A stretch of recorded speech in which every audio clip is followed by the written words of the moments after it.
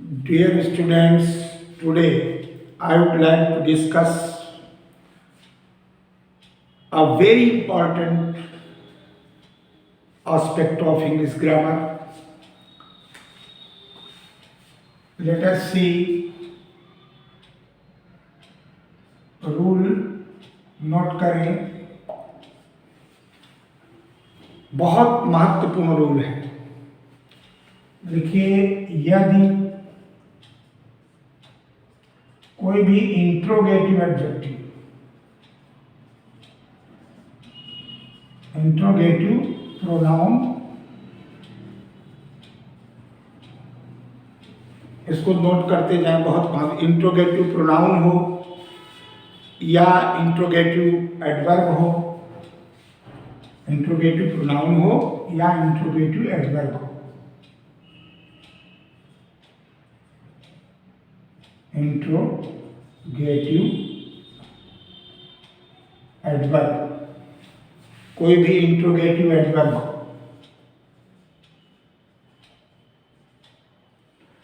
किसी भी वाक्य में इंट्रोगेटिव प्रोनाउन या इंट्रोगेटिव एडवर्ब आता है, तो यदि इंट्रोगेटिव प्रोनाउन इंट्रोगेटिव एडवर्ब से वाक्य शुरू, वाक्य प्रारंभ हो, तो ध्यान दीजिएगा, जब भी कोई वाक्य इंट्रोगेटिव प्रोनाउन या इंट्रोगेटिव एडवर्ब से प्रारंभ होता है तो निश्चित रूप से और प्रारंभ हो और फिर उसके बाद पीसी आए। पीसी माने प्रिंसिपल क्लॉज, पीसी शार्ट में यदि प्रिंसिपल क्लॉज है तो निश्चित रूप से पीसी आए तो उसके पूर्व दैट का प्रयोग उचित होता है। दैट का प्रयोग सही होगा या उचित होगा।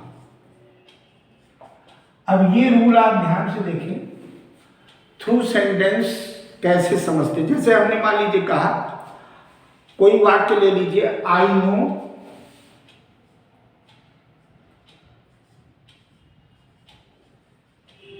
That what you say is right। बहुत महत्वपूर्ण है, इस वाक्य की संरचना देखें। I know that what you say is right। सामान्यता अब देखिए, इसमें प्रिंसिपल क्लॉज क्या है, इधर आधा है आई नो, फिर आता है इज राइट, उधर चला जाता है, यानी बिखरा हुआ है प्रिंसिपल क्लॉज, एक जगह सिर्फ नहीं है, पूरे वाक्य में फैला हुआ है। तो ऐसी स्थिति में आप देखें, यहां पर व्हाट के बाद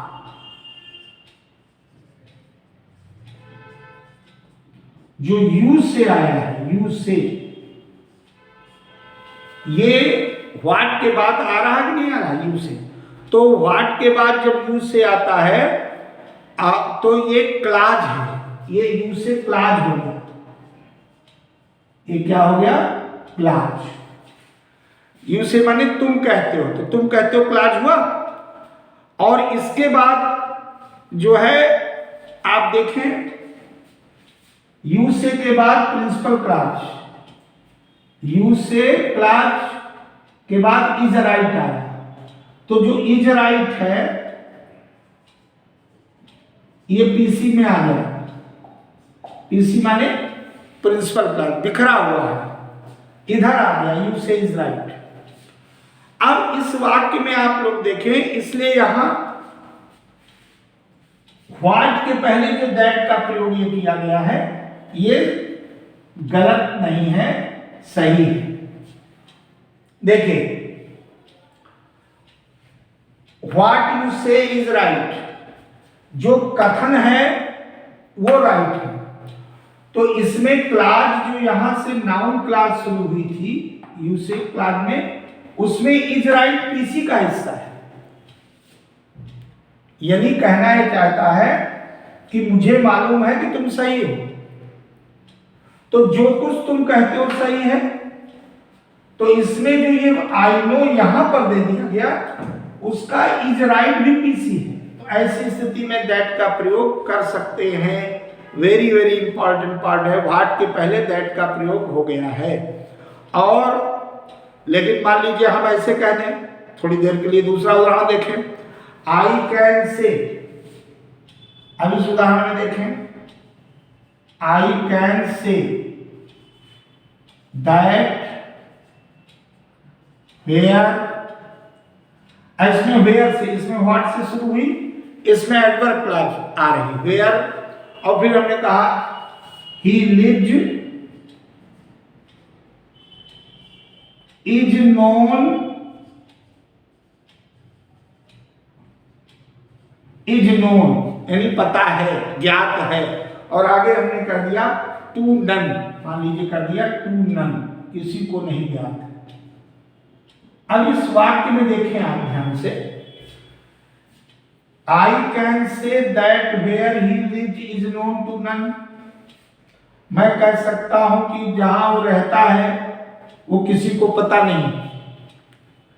अब इस वाक्य में आप देखें कि इसमें जो प्रिंसिपल क्लॉज आया है, किसके पहले आया है? दैट का प्रयोग यहां पर व्हेन और वेयर के पहले दैट का प्रयोग आ रहा है। वेयर के पहले या व्हाट के पहले, व्हेन हो, कुछ भी हो, क्लॉज बन रहा हो। ये नाउन क्लॉज है और ये एडवर्ब क्लॉज। तो यहां दैट का प्रयोग शुद्ध है। क्यों? क्योंकि इनके पहले प्रिंसिपल क्लॉज आया है। प्रिंसिपल क्लॉज का पार्ट आया, ये पीसी आया है, ये आई कैन से।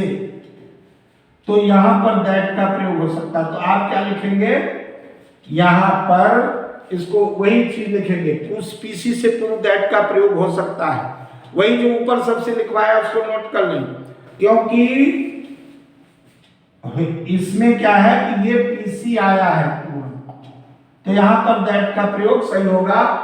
यदि इंट्रोगेटिव प्रोनाउन या इंट्रोगेटिव एडवर्ब से वाक्य प्रारंभ हो तो पीसी प्लस उसके बाद पीसी हो तो उसके पूर्व दैट का प्रयोग सही होगा।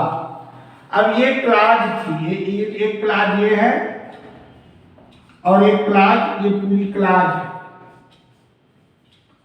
लेकिन इनसे पहले यहां पर दैट का प्रयोग कर सकते हैं। I can say that where he lives is known to none. लेकिन बिखरा हुआ पीसी है, क्योंकि पीसी जो है इधर तो आया आई कैन से, लेकिन जो ये इज नोन टू नन है वो इसी का पार्ट है। इसमें आई नो में इज राइट जो पार्ट है, जो कह रहा है वो उसी को मालूम है, सब्जेक्ट को। इसलिए पीसी है तो दैट का प्रयोग हो सकता है। यह प्रयोग बहुत रेयर होता है, लेकिन अति महत्वपूर्ण प्रयोग होता है। अब इस प्रयोग को ध्यान में रखें तो आपकी सारी समस्या हल हो सकती है। अब जैसे मान लीजिए कहें, सेंटेंस ले लीजिए दूसरा,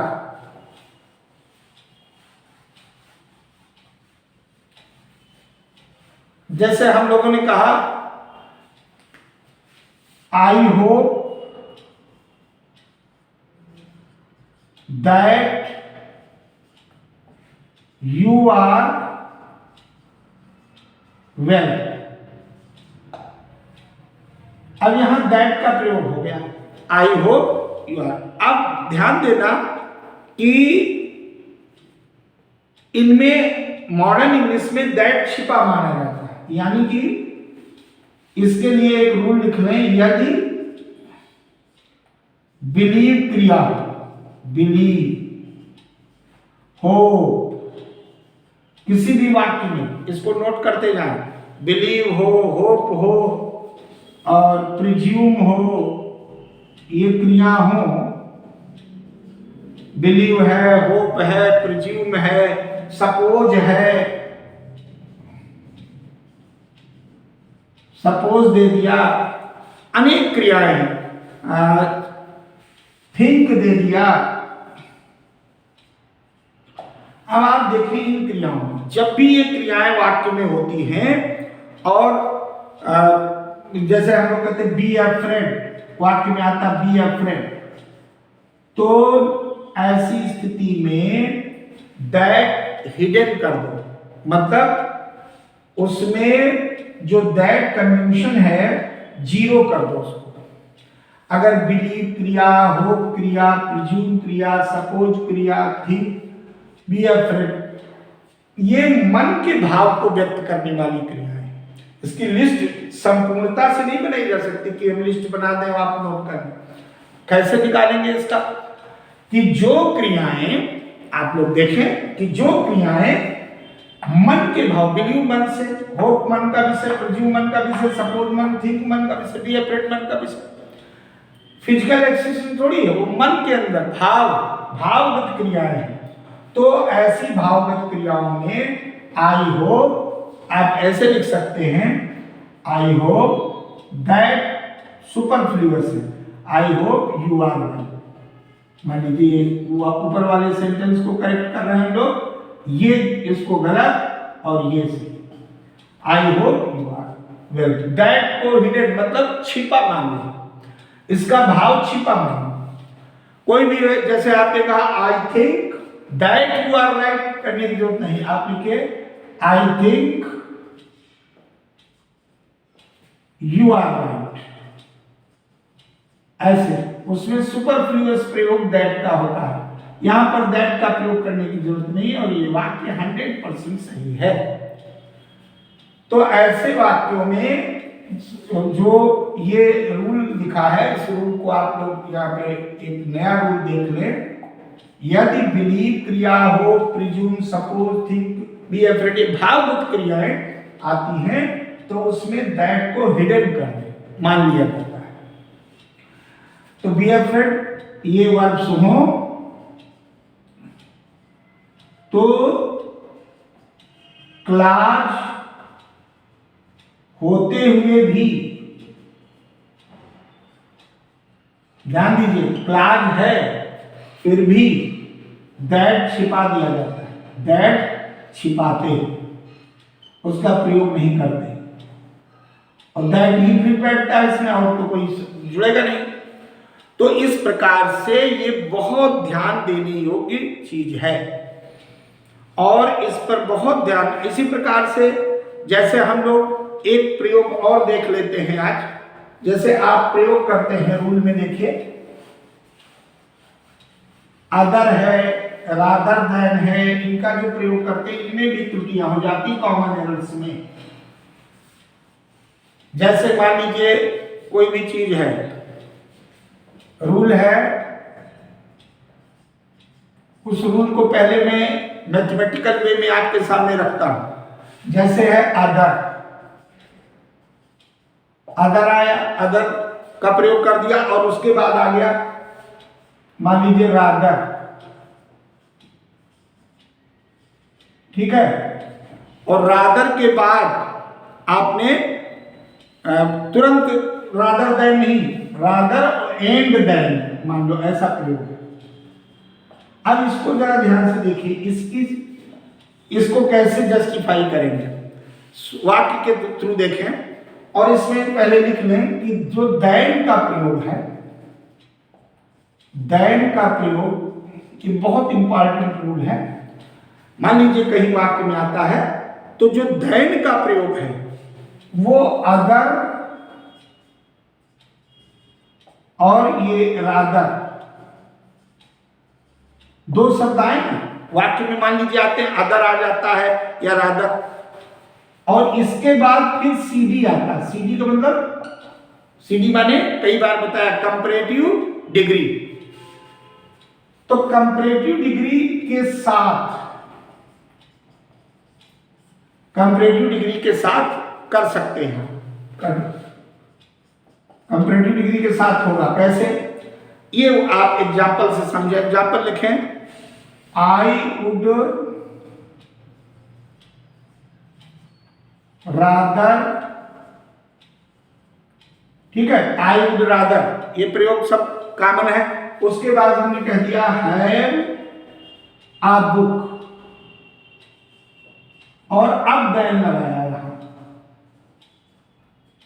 अब आगे जोड़ दिया तुलना की जा रही है कि इधर एक पुस्तक है, पुस्तक, इधर कर दिया देन ए पेन, मान लीजिए ये वाक्य कर दिया।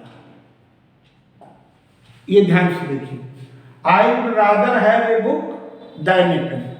अब इसमें आप देखिए ये रादर यहां आया और देन यहां गया। देन का प्रयोग अदर, रादर प्लस सीडी। यहां पर आप देखिए इस सीडी है तो सीडी के साथ देन का प्रयोग यहां हो गया। I would rather have a book than a pen. अब जैसे हमने कहा बहुत महत्वपूर्ण वाक्य है, देखिए he is no other, other वाला प्रयोग देख लीजिए। इंग्लिश में लिखा हमने कि ही इज नो अदर। अब ही इज नो अदर लिखने के बाद हमने यहां कर दिया than my father, than my father. अब इस वाक्य में देखिए अदर के साथ देन आ रहा है, he is no other than my father. इसका मतलब वो कोई और नहीं मेरे पिता के सिवा, कोई और नहीं मेरे पिता के सिवा। जैसे एक वाक्य और मैं अदर का समझाता हूं, ऊपर देखें, जहां अदर के साथ देन का प्रयोग, अदर और रादर के साथ, अदर हो या रादर, उसके साथ देन का प्रयोग कैसे होता है। जैसे हमने कहा मान लीजिए ही हैज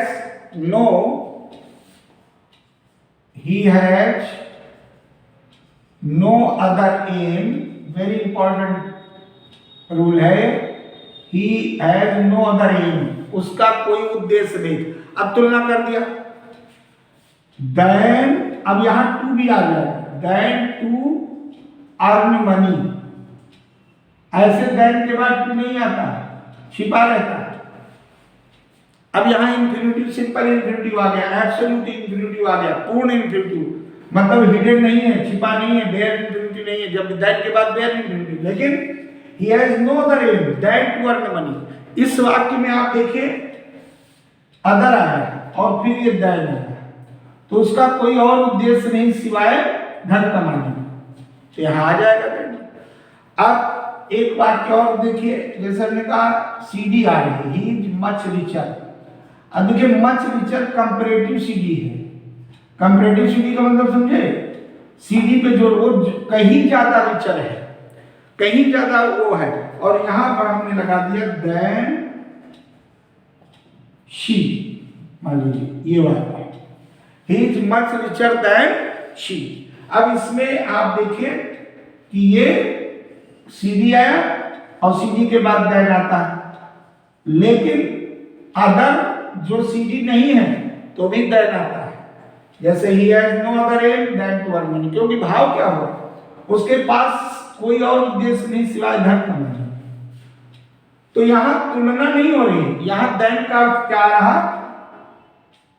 सिवाय, ये बात, इसमें तुलना हो रही। He is much richer than she, simply क्योंकि इंफैटिक कंपैरेटिव में बन गया मच रिचर, जो पहले वीडियो में डाल चुके मच रिचर या बाई फार या फार रिचर। जब कंपैरेटिव डिग्री पे बल दिया जाता है तो उसके साथ मच का प्रयोग पहले हो सकता है, या फार का प्रयोग हो सकता है, या स्टिल का प्रयोग हो सकता है, ये बताया था। तो अब आप देखिए यहाँ पर सीडी के साथ देन आया, ये तो सिंपल ही होता, लेकिन अदर के साथ देन सिवाय अर्थ में आया। इसमें क्या आया, तुलना के अर्थ में आया। और इसमें इसके पहले जो आपने देन वाला देखा था वाक्य, he is no other, I would rather, उसमें have a pen, I would rather have a pen, have a book than a pen, उसमें भी आया कि पेन की अपेक्षा तुलना में, लेकिन यहां तो सिवाय के अर्थ में आया। तो इस प्रकार से विविध प्रकार से ग्रामर के एक ही शब्द का प्रयोग वाक्य में अलग अलग होता है। इसका कड़ा अभ्यास आप लोगों को करना है और ये अभ्यास आगे जारी रहेगा। Thank you very much.